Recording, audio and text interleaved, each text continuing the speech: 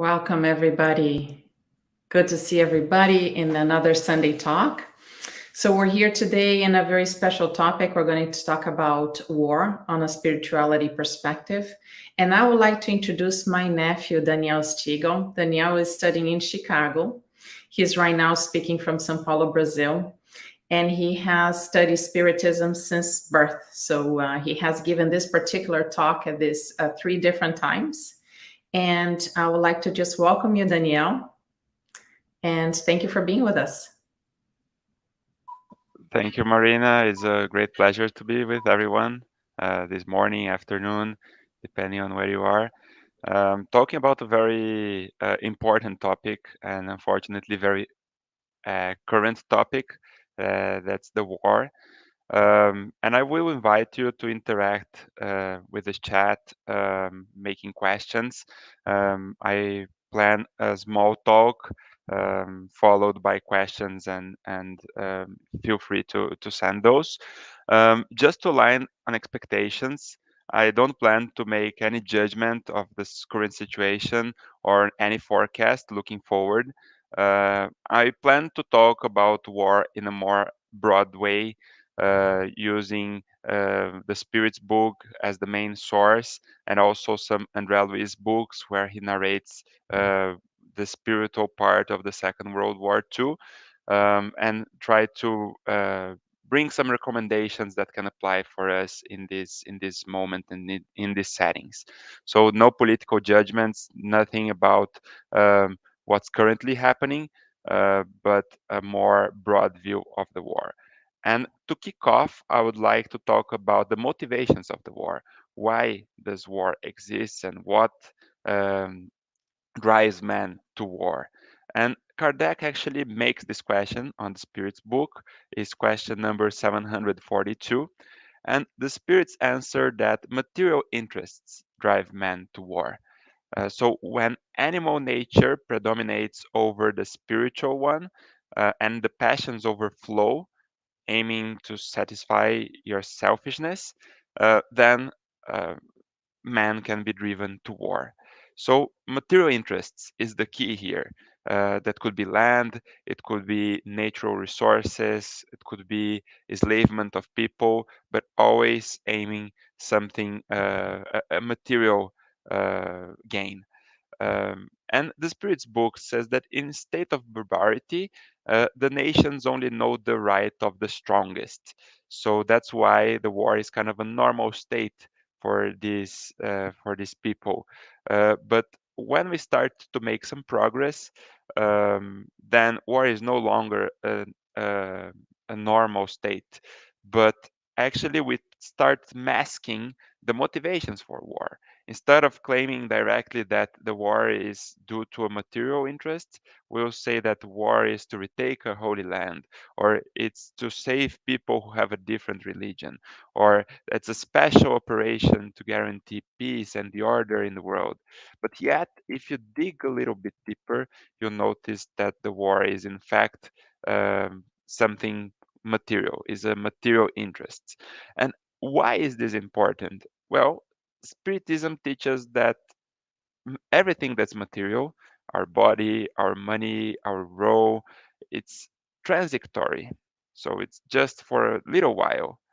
And thus, as the war has material interests, any victory, any success on the war also is transitory, especially for the people involved in the war. So this is the first concept we need to have, that the war is a material interest.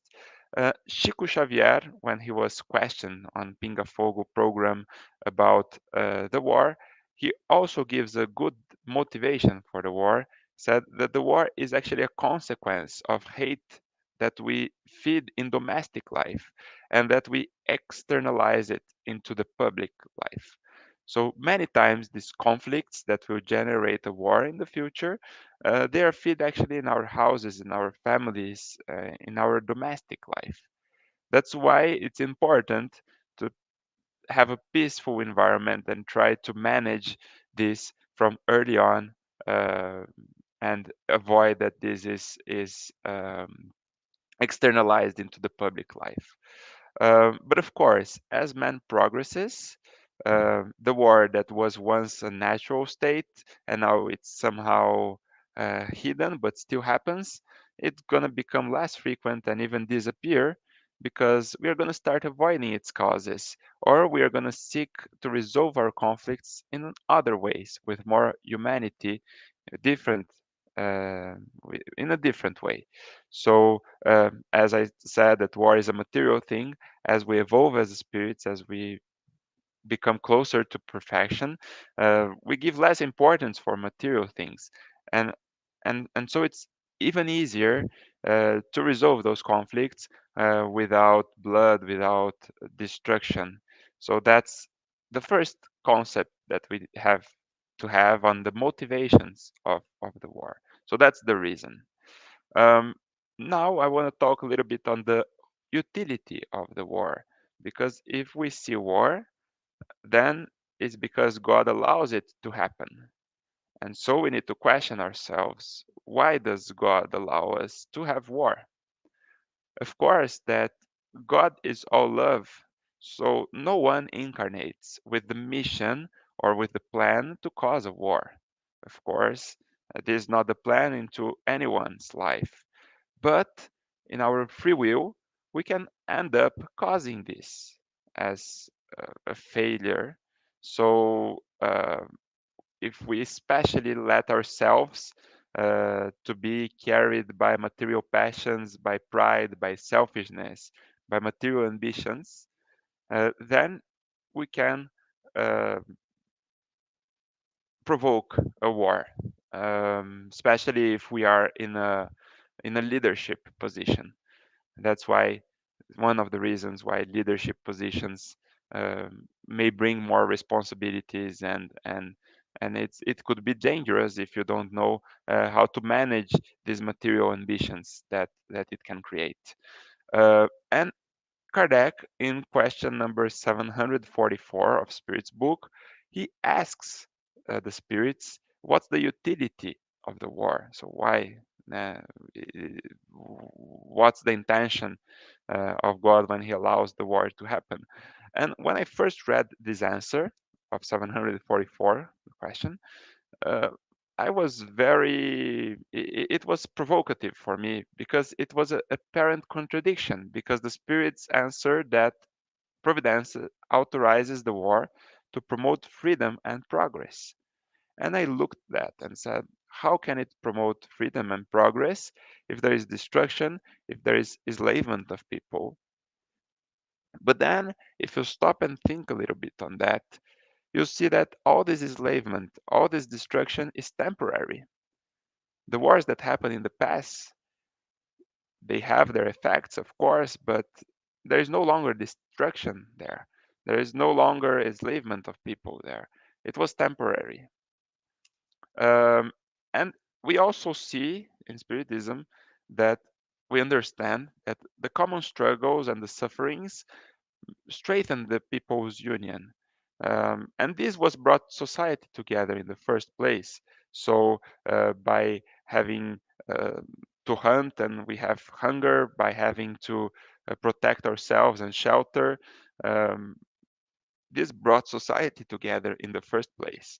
And during a war, there is an imbalance situation where people suffer, where there is a kind of disequilibrium, and this somehow accelerates the process of progress, but not only in terms of um, society union, but also in terms of scientific progress as well, and construction progress, and other progress for society.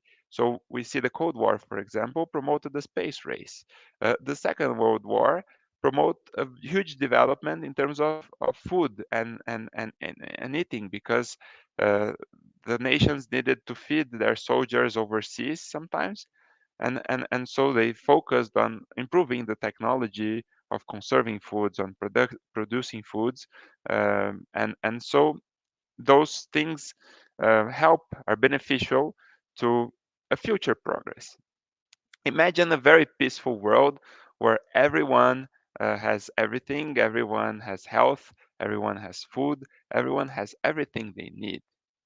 In this world, in our current state of development, there will be no incentives for us to work because we have everything, no incentive for us to care about our neighbors because our neighbors also have everything. And so there is a trend for us to close ourselves into selfishness, to close ourselves into the rest and not working. And this could be dangerous for the progress. Of course, if we see the path of love, pain is not necessary, but most of the time, in our current level, we need some kind of pain to arise so that this suffering make us understand that others need, that we need to work, that we need to do something, and that we need to care about others. And this kind of disruption, the war can accelerate. So in our current level, it can be useful. Of course, returning to my initial speech, we cannot say, okay, war is useful, so God send us people to cause war, and that's the mission of their incarnation. This is not correct. Of course, no one incarnates with the mission of provoking a war. But if this happens, God knows how to use it in a positive way. So this is the utility of war. And I want to bring as well some of the perspective of the war from the spiritual point of view. And André Luiz, both in Astral City, that's in Portuguese Nosso Lar, and The Messengers, his first two books, he narrates the spiritual perspective of the Second World War II that was starting by the time he was making his studies of the Astral City book. Uh, and he narrates and he describes that the war caused the same amount of destruction here on Earth, on the incarnated world, as it's disturbing in the spiritual world, and that spirits actively participate of the war in several different ways. Some want to help the war to happen and they look for destruction.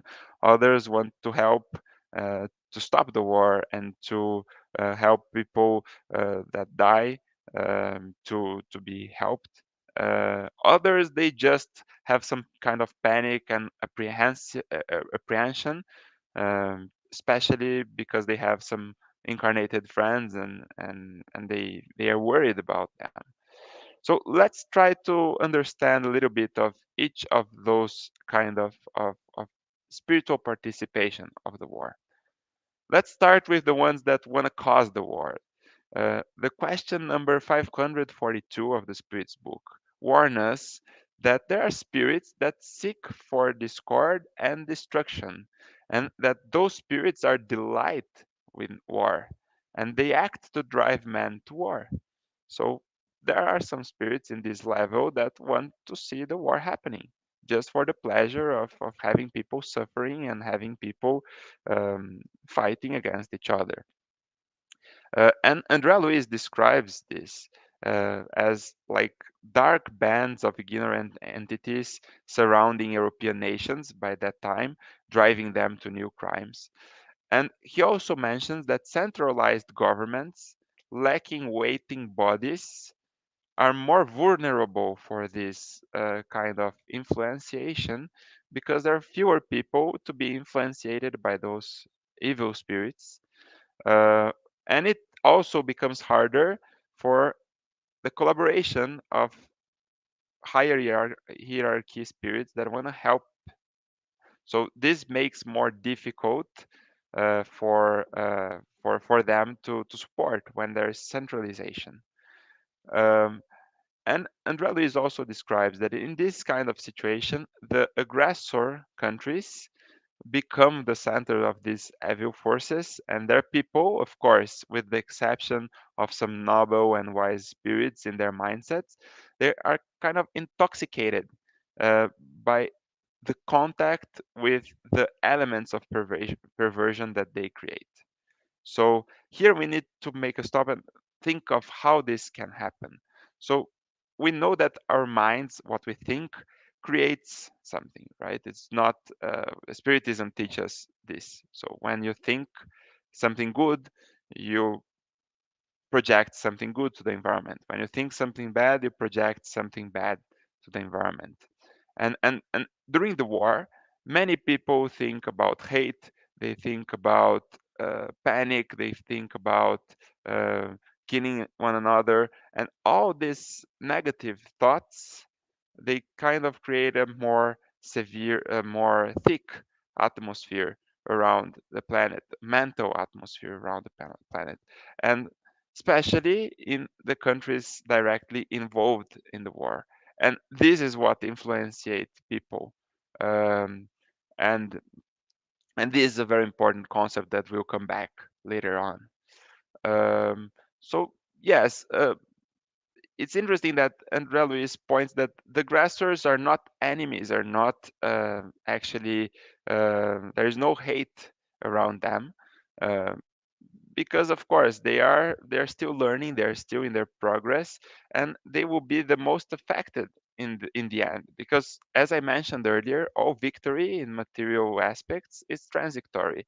So in the end they will lose, because the divine law teaches to love one another and to care one another, and each one of us as humans will be responsible for discord that we cause on this law, and for discord that we brought to the world family.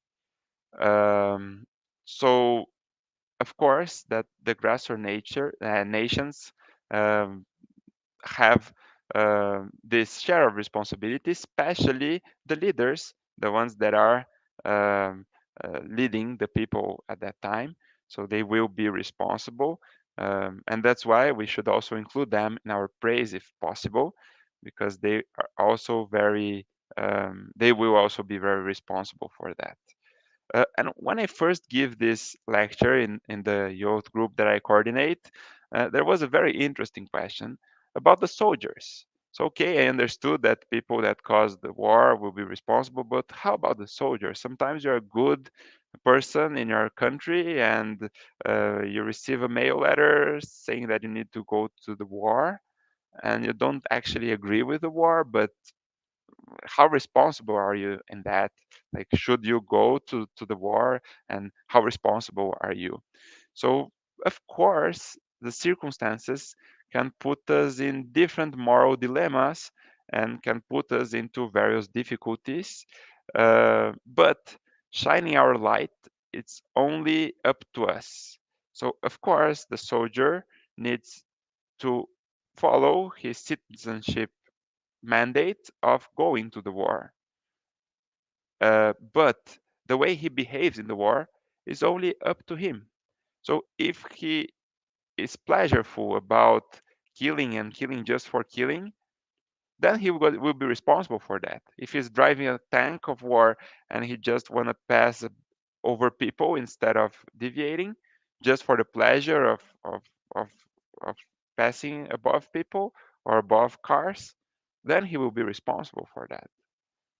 But of course, it's a difficult environment, but the way you behave, your intention, it will matter a lot in this kind of situation. And a passage that illustrates well this question is in Paul Stephan book, when the soldier is ready to kill Paul and sacrifice him. The soldier turns to Paul and say, "I'm very sorry to be responsible for that, and I feel very sorry about you." And Paul interrupts the soldier and say, "Don't feel sorry about me. Feel sorry about yourself, because I did everything that I needed to do, and I will follow my master, which is Jesus, and a better life is waiting for me. While you, after this situation, you go back to your leader, and well, your leader is not so uh, so good as Jesus. So don't be afraid. You need to do your mandate." And so my understanding of this passage is that the way the soldier felt about what he was doing, if he was very happy about killing Paul and about this sacrifice, or if he was like, oh my God, like what I'm doing here. So this will be a lot to do with his responsibility on that. But of course, the leaders will be the most responsible, and the soldiers and the executors will be responsible based on their own behavior. That depends only on them. You're not going to be responsible for something that was responsibility of another person. Okay, so we talked a little bit about the spirits that want the disruption and that want to incentivize war. But of course, there is the other extreme, and that André Luiz really narrates in detail, that try to help um, for the war to stop, and also to help and aid for the attacked group. And so he mentioned that there are many relief teams and many volunteers, even from overseas. So in this case, the war was mainly in Europe, and he mentions that people from Astral City and from other colonies in Americas were taken to these battle sites so that they could rescue the people that died in the battles. And this was really important, according to to what André Luiz narrates, to avoid even more disruptive environment. As I mentioned before, the environment is already very disrupted by the minds and people's feelings and thoughts. And of course, if we see what's happening in these fields, the um, if the people that died remain in the fields of battle, then the disruption could even increase. So those people, most of them, were removed and assisted right away. So as we already know, no one stays alone and abandoned by God. And even in the war, this is true, where those people are immediately rescued and helped. Um, well, um, André Luiz also mentioned in the Astral City that some people were kind of panicking. They are very worried about their situation. So and especially worried about what's going to happen with the world and what's going to happen with their relatives that were still incarnated. um, and the governor gives a very good speech. Uh, and first of all, we need to have faith. That's the first message. So even in the worst case scenario, where we destroy our planet, I hope that this doesn't happen, but this could be a worst case scenario. Uh, then, if we destroy our planet, I'm sure that God will give us another one for us to continue our path of progress. Because in the end, being perfect and progress is um, our main goal, and this is going to happen with everyone anyways. Of course, the process can be more painful if we destroy our planet or if we cause war, but we are going to get there. So there is no need to fear, as we are going to be eternal anyways, and we are going to get to perfection, and that God cares about everyone, that everyone who suffers and who dies in this kind of situation will be rescued. And in fact, the war also brings opportunity.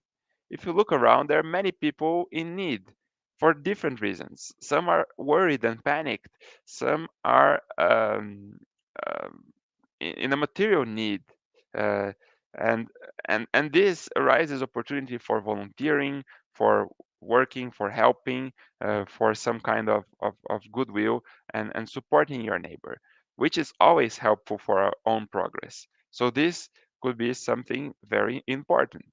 So first message of the governor is, don't worry too much. We have the news, we are bombed every time with many news and many people commenting on the situation. we should not be super worried about that. The second recommendation of the governor, which is very important, is that in the time of war, we need to double the care we have with our thoughts. So we should preserve ourselves the most as we can of less worthy inclinations on the sentimental nature. This because of the thick atmosphere that I mentioned, the planet is already full of that, of people who form hate, revenge, fear, panic, and all those feelings that can provoke these negative clouds around the planet, and that we are more vulnerable of that. So we should double our thoughts and care of having more sophisticated thoughts, talk about good things the most as possible, because affliction and anxiety don't build. So the governor recommends his people in Astral City to continue their silent work, to continue doing their jobs, and that's what they look for. Um, so that's an important recommendation. Um, and we actually see that's very important this for us nowadays, because we see that the ones that are not fighting with guns, they are fighting with ideas. They are commenting the situation. There are really few people, few men, few women who actively continue to cultivate superior spirituality. So it's it's an analogy that I like.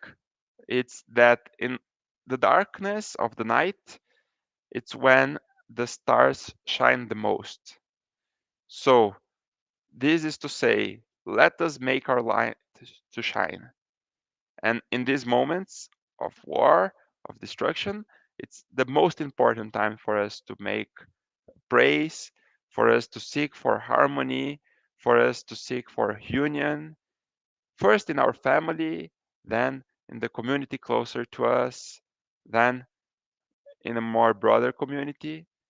But we should seek to try to bring more and more harmony and peace and good stuff and good feelings and good words around us.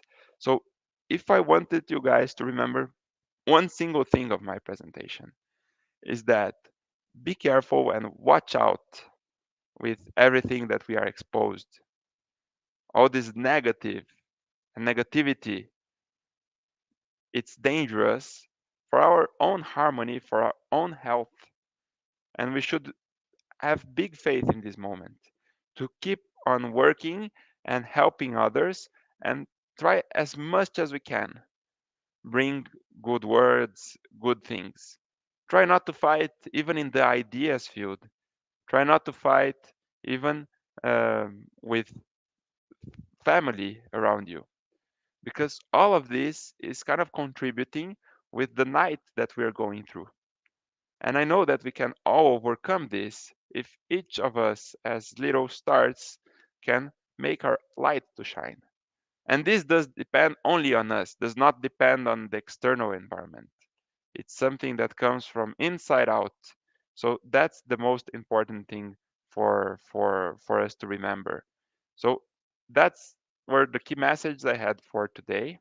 I don't know if we have comments or questions. Actually, I'm looking right now. There are a couple of questions.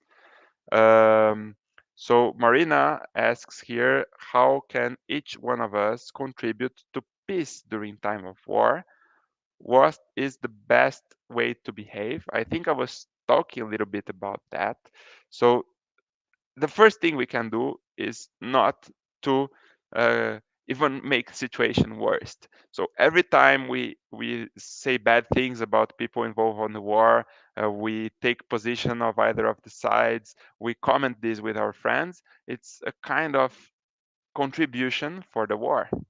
So of course we need to be informed of what's happening, but the behavior that is expected, it's try to avoid um, this kind of interaction and behave now more than any other time, uh, watching out for our thoughts, for our feelings, um, try to pray as much as we can, and talk good things with people around us. Thanks for your question. Um, Daniela is sending a very interesting question, asking if would God allow the human race to destroy the planet? She's been thinking a lot about it, especially now that we kind of have, like we all know that we have uh, arms capable of destroying and making good, like being very harmful for the planet. So Daniela, it's very difficult for me to make a forecast. It just depends on us. So humankind uh, if us human beings in planet Earth want to destroy our planet and we try to do that, eventually we can be able to make it. But this will bring us a lot of suffering, a lot of consequences, but they will not be forever. They will be for a while. As I mentioned, in this worst case scenario that I really hope that doesn't happen, God will give us another planet and another way to continue. In fact, Jesus teaches that there are many worlds and many living worlds in around us, in our surroundings. So, of course, Earth is not the only one. Humankind is not going to be destroyed forever. Us as spirit would never be destroyed. We are eternal. And of course, if this happens, and of course there are people who are good here, who are thinking good things, they will have less consequence than the ones that are provoking this destruction. So everything is relative. Uh, I personally believe that this will not happen because we have so much that we are helped so much spirits like coordinating the planet. So we have Jesus, that's like the leader of our planet, and many others of extremely high hierarchy uh, helping our planet. And so I believe that this is not going to happen. We are not going to destroy the planet. But as I was mentioning, this depends on the role of each individual here. Every single one of us is responsible for the shine and for the atmosphere of our planet. So I hope to have answered your question. And I don't see any questions right now. So I don't know if Stephen wants to jump in um, to make the final remarks. But I thank you all for joining me today.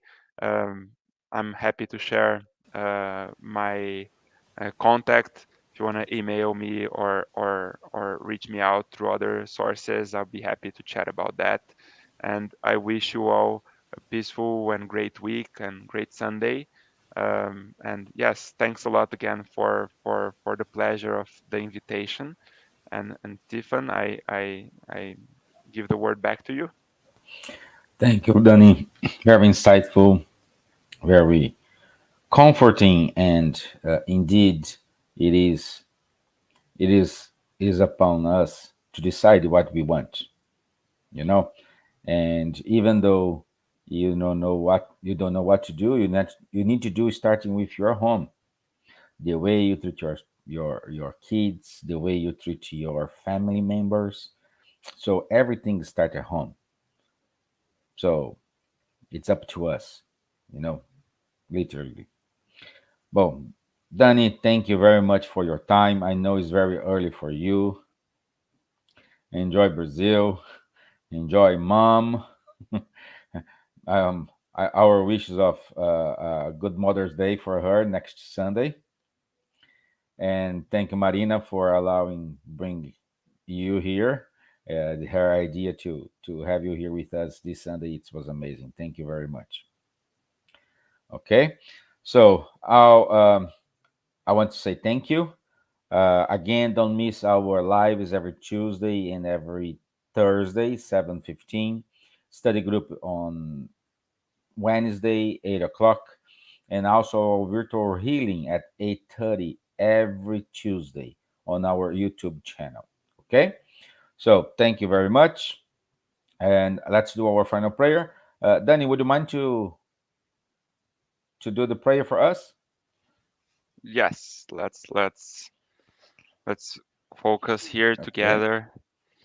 And first, thanks for the opportunity of studying, the opportunity of all the knowledge that we have, the opportunity of having this life to fix things we did in the past, to collect learnings,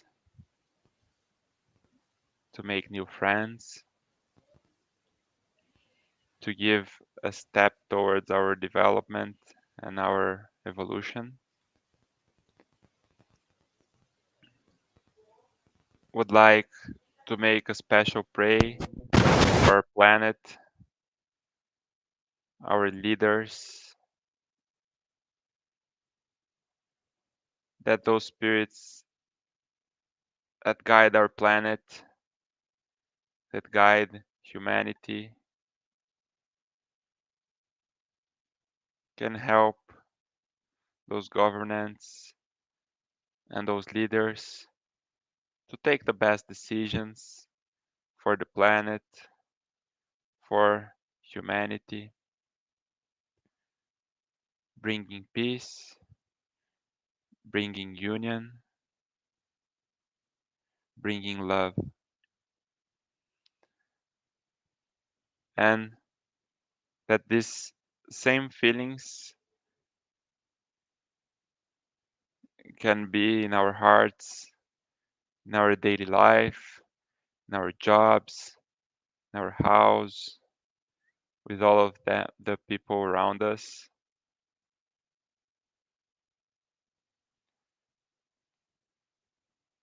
Give us protection and remember us of the peace that we are feeling right now, in the moments of fear, in the moments of panic, anxiety, so that we can keep on evolving and working hard on our progress. Hope we have lots of protection and that we can meet together in the next talk and study. Thanks. Good, Danny. Thank you, everyone. I'll see you Tuesday. Have a nice and good bank holiday for you all tomorrow. Thank you. Bye bye.